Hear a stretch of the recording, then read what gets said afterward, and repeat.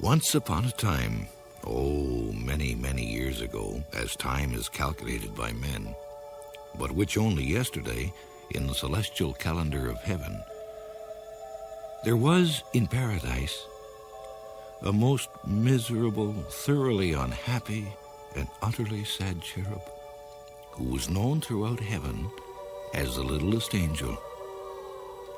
He was exactly 4 years, 6 months, 5 days, 7 hours, and 42 minutes of age when he presented himself to the gatekeeper and waited for admittance to the glorious kingdom of God.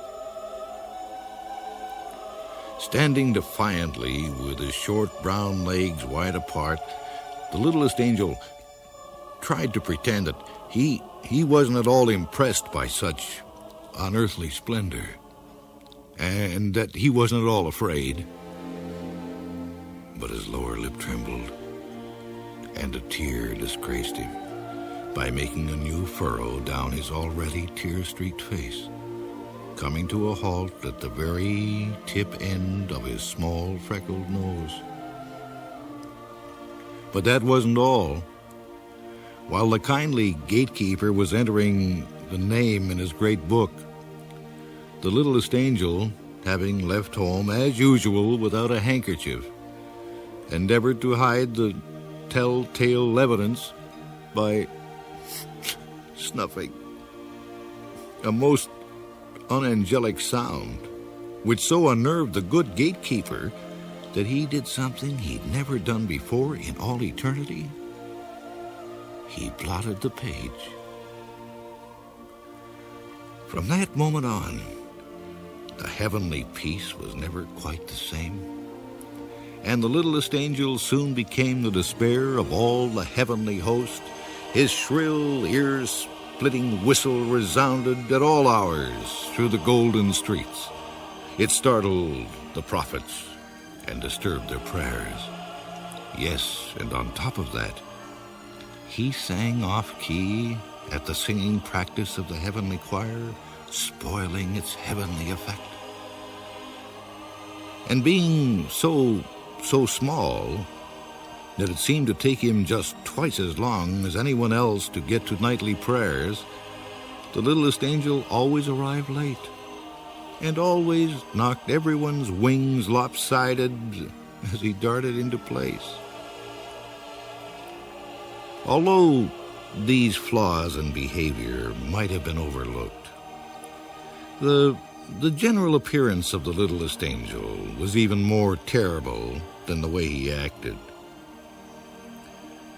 It was first whispered among the seraphim and cherubim, and then said aloud among the angels and archangels, that he didn't even look like an angel. And they were all quite correct. He didn't. His halo was permanently dirty where he held onto it with one hot little chubby hand when he ran, and he was always running. Furthermore, even when he stood very still, it never behaved like a halo should. It was always slipping down over his right eye, or over his left eye, or else just for pure meanness, slipping off the back of his head and rolling away down some golden street, just so he'd have to chase after it. Yes, and it must be here recorded that his wings were neither useful nor ornamental. All paradise held its breath when the Littlest Angel perched himself like an unhappy baby sparrow on the very edge of a gold cloud and prepared to take off. He would teeter this way and that way, but after much coaxing and a few false starts, he would shut both of his eyes, hold his freckled nose, count up to 303, and then hurl himself slowly into space. However, owing to the regrettable fact that he always forgot to move his wings. The littlest angel always fell head over halo. It was also reported, and never denied, that whenever he was nervous, which was most of the time, he bit his wingtips.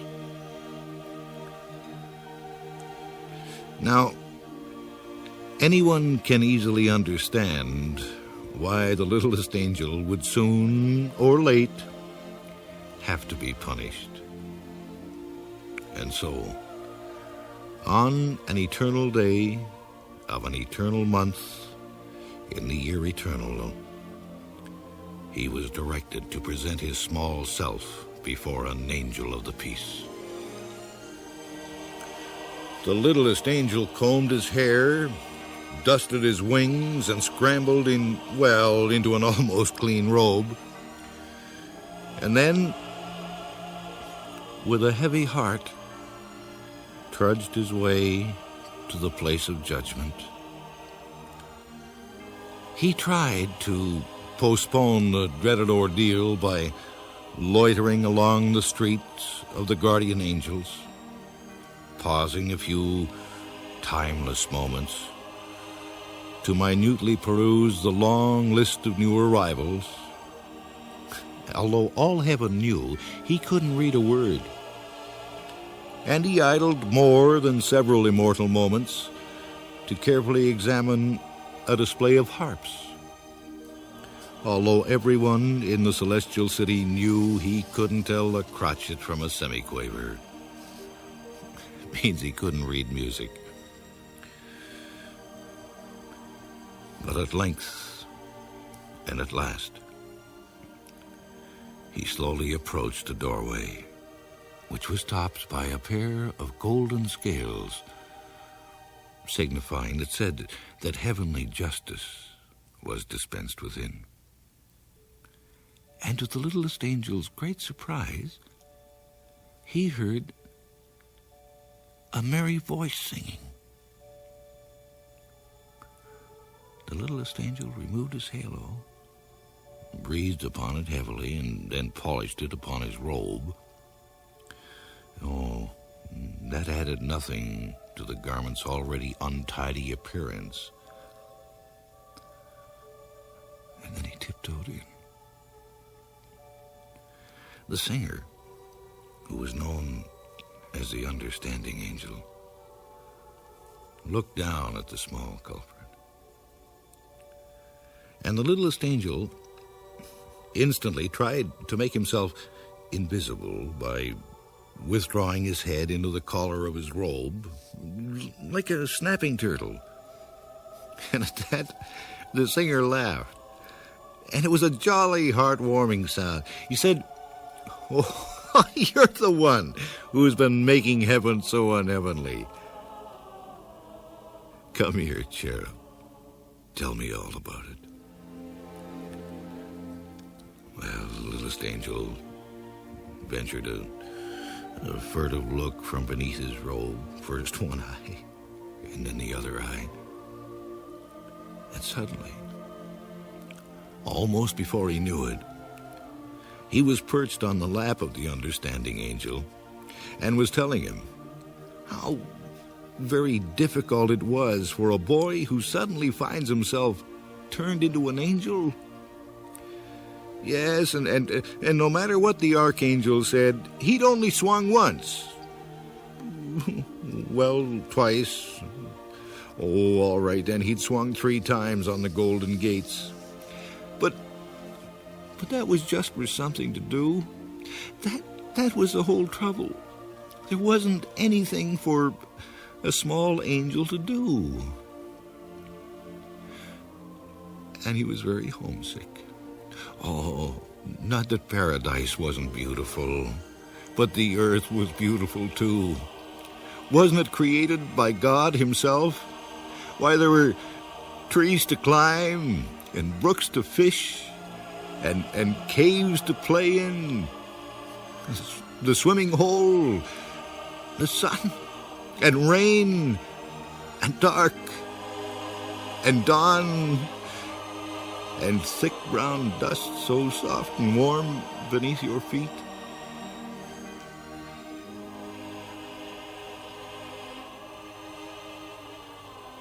The understanding angel smiled, and in his eyes was a long-forgotten memory of another small boy in a long ago. Then he asked the littlest angel, what would make him most happy in paradise? The cherub thought for a moment and whispered in his ear, there's a box. I left it under my bed back home. If only I could have that. The understanding angel nodded his head. You shall have it, he promised. And a very fast-flying angel was instantly dispatched to bring the box to paradise. And then, in all those timeless days that followed, everyone wondered at the great change in the littlest angel. For among all the cherubs in God's kingdom, he was the most happy. He didn't get into trouble. He was always clean. And when he flew, it could be said, and truly said, that he flew like an angel.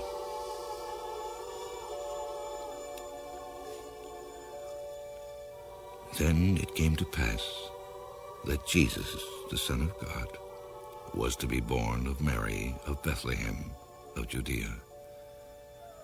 And as the glorious tidings spread through paradise, all the angels rejoiced, and their voices were lifted to herald the miracle of miracles, the coming of the Christ child. The angels and archangels, the seraphim and cherubim, the gatekeeper, the wingmaker, yes, and even the halo-smiths put aside their usual tasks to prepare their gifts for the blessed infant. All but the littlest angel. He sat himself down on the top step of the golden stairs and anxiously waited for an idea. What could he give that would be most acceptable to the Son of God? At one time, he dreamed of composing a lyric hymn of adoration. But the littlest angel was woefully wanting in musical talent. Then he grew tremendously excited over writing a prayer that would live forever in the hearts of men, because it would be the first prayer ever to be heard by the Christ child. But the littlest angel was sadly lacking in writing skill. What could a small angel give that would please the holy infant?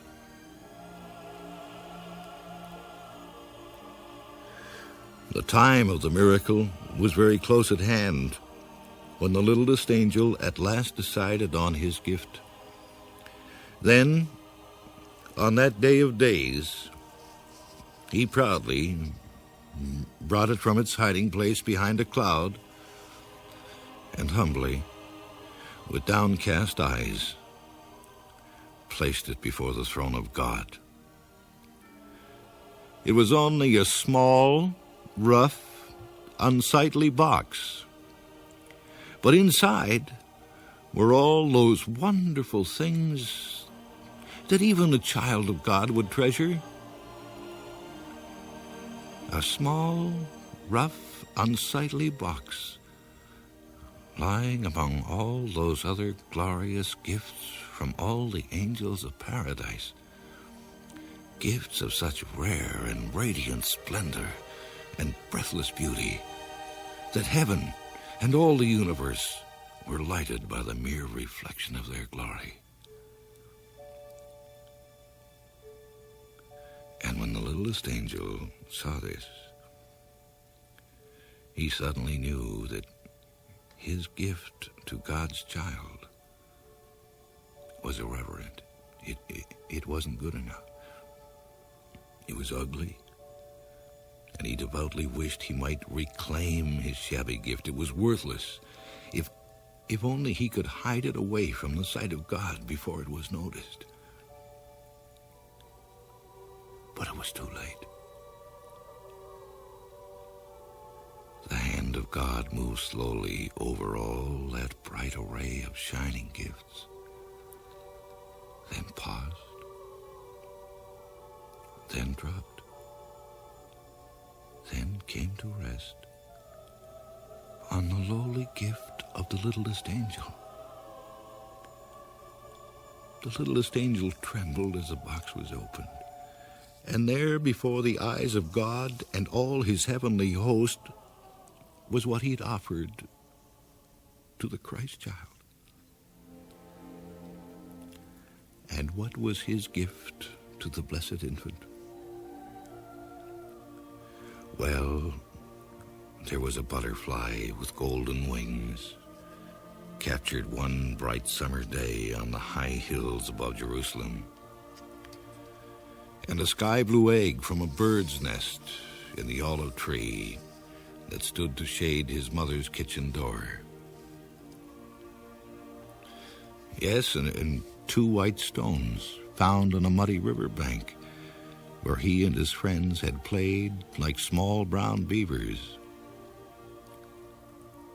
And at the bottom of the box, a limp, tooth-marked leather strap once worn as a collar by his mongrel dog, who had died as he had lived in absolute love and devotion.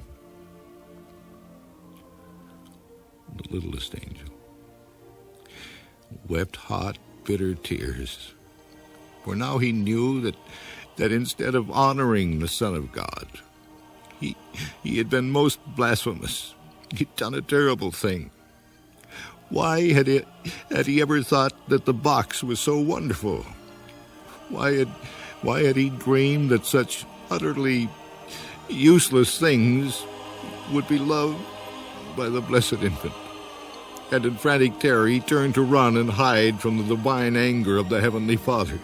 But he stumbled and fell, and with a horrified wail and clatter of halo, rolled in a ball to the very foot of the heavenly throne, crying, tears running down his face.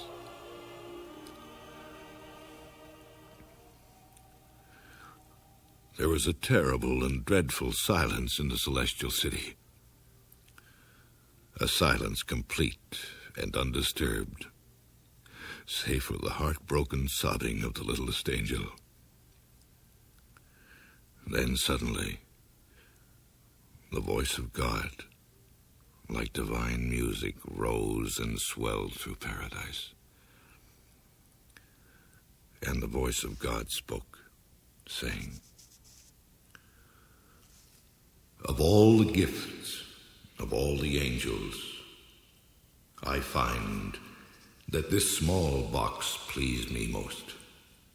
Its contents are of the earth and men, and my son is born to be king of both. These are the things my son too will know and love and cherish, and then regretful will leave behind him when his task is done. I accept this gift in the name of the child Jesus, born of Mary this night in Bethlehem." There was a breathless silence, and then the rough, unsightly box of the littlest angel began to glow with a bright, unearthly light. Then the light became a bright flame, and the flame became a radiant brilliance that blinded the eyes of all the angels. None but the littlest angel saw it rise from its place before the throne of God, and he, and only he, watched it arc across the sky to stand and shed its clear, white, beckoning light over a stable where a child was born. There it shone on that night of miracles, and its light was reflected down the centuries, deep in the heart of all mankind.